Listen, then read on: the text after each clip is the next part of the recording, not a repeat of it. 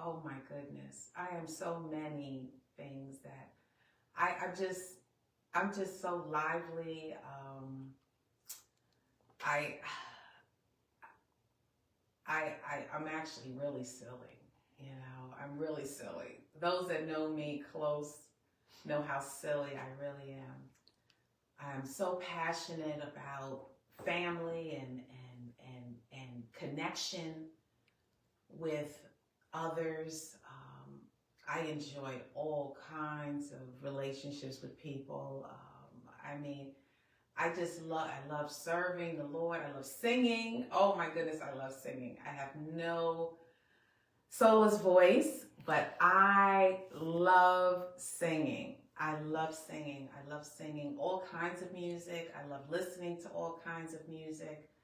I just love just being uh, whatever I want to be in that moment. And I don't mean that in the sense of that I'm Jekyll and Hyde, but I just love being able to just be what I'm feeling at that moment, to just be, if I want to break out in a dance, I'll break out in a dance, I'll be in the supermarket and I'll hear a song over the loudspeaker and I'll just start dancing right in the aisle.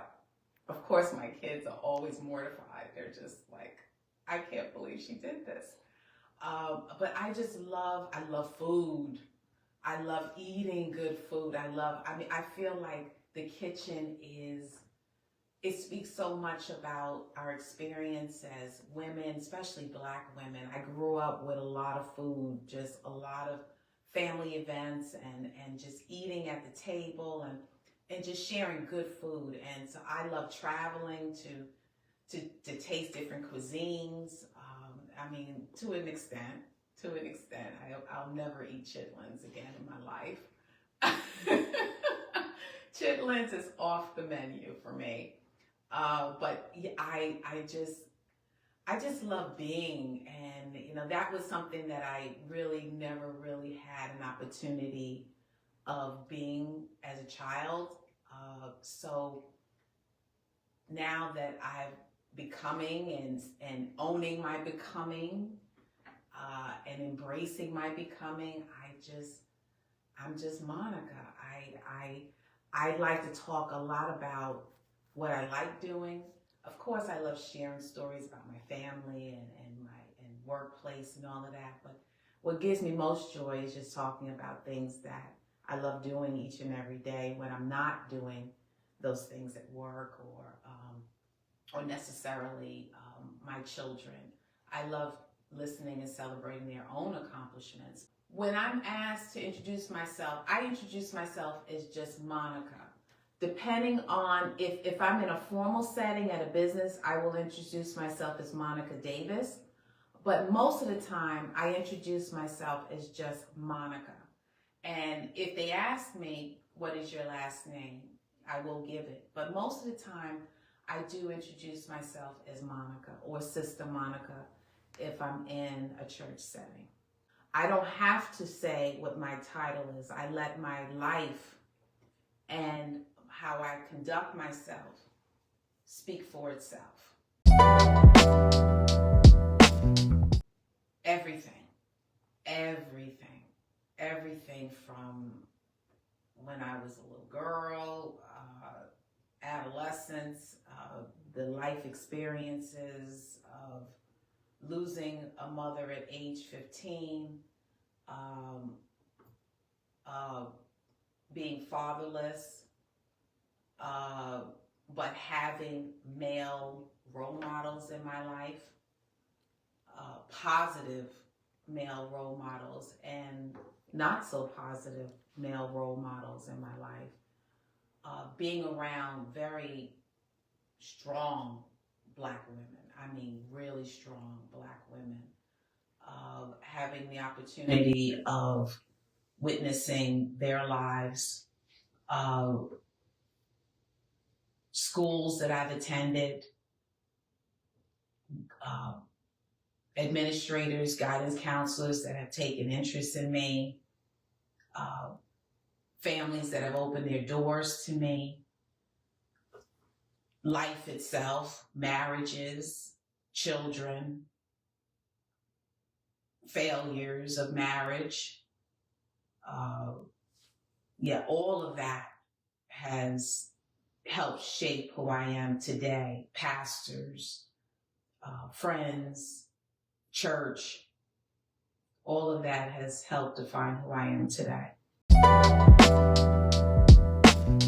Everything you could possibly imagine, with the exception of probably taking someone's life myself, would be, I have so many meeting places with women. So depending on their story, depending on the content of the conversation, I may or may not reveal what my story, some similarities, if it's going to be for healing. But I do relate to, from, like I said, knowing how it feels to not have a father in your life, knowing how it feels to lose a mother at a very young age, knowing how it feels to feel alone. I was a latchkey kid, knowing what it feels like to be sexually violated, knowing what it's like to have your prized possessions taken from you, knowing what it's like to fail test after test, but still be a B student and not really learning what I should be learning, knowing how it feels to have someone take an interest in you and help you with your deficits, your learning deficits, and overcoming and going on to college and graduate school. Knowing what it's like to be in a marriage that was for the wrong reasons, and divorcing, bringing a child into that type of marriage, sharing second chances of having an opportunity to remarry, blended families with stepchildren, grandchildren, multiple grandchildren. The walk of defining who I am spiritually, being a young girl with a woman body that men take notice to. There's a lot of meeting places that I can, and having the courage to change, make different choices, and forgiving myself and not living with guilt with choices that I make that honor myself. Having to say no to a child, a real no, having to say no to people. There's so many things that I can share that and I have a whole lot of empathy for women that may not be at the same place that I am today, even though they may have experienced the same things. I just have a love and I have a desire of wanting to use my life as a testimony of what you can do, what's in you, no matter what your faith may be, that you do have the strength within you.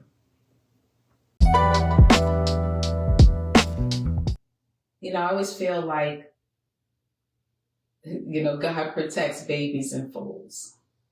I've had a whole lot of grace. I've had a whole lot of grace. God has really, things that should have been did not happen.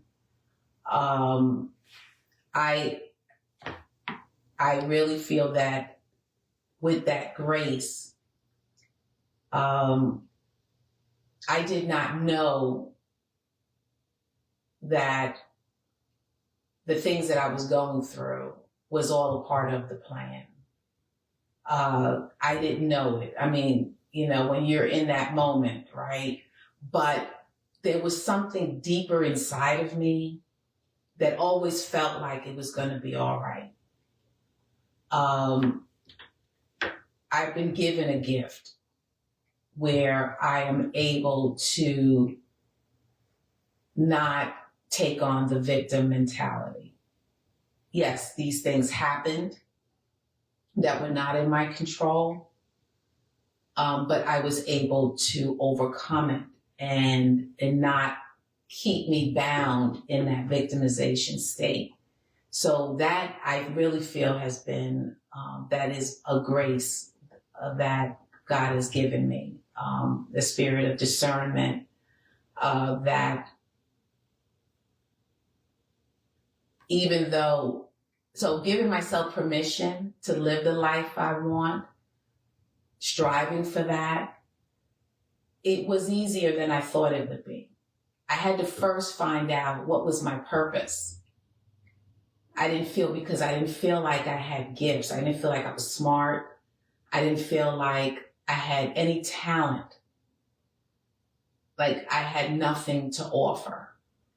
That piece was the hardest piece that I had to overcome to allow myself to live the life that I want. That, okay, well, if I felt what I felt, that I was lacking something, then what was I going to do about it?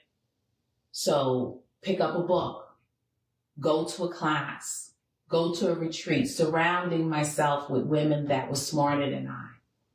I surrounded myself I'm an old soul, so I have many women that are friends that are older than me that I speak to, that I confide in.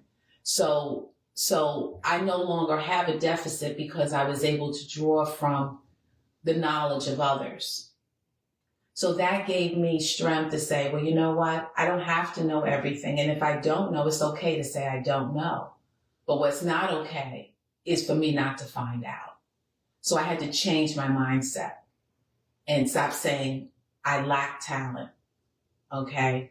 I sing in the choir. I am not a soloist, but I'm a strong soprano, and I contribute greatly to our small choir. So I do have talent. We all have talent. We all have gifts. It's a matter of how we identify those gifts and are they in alignment with the will of God over our lives.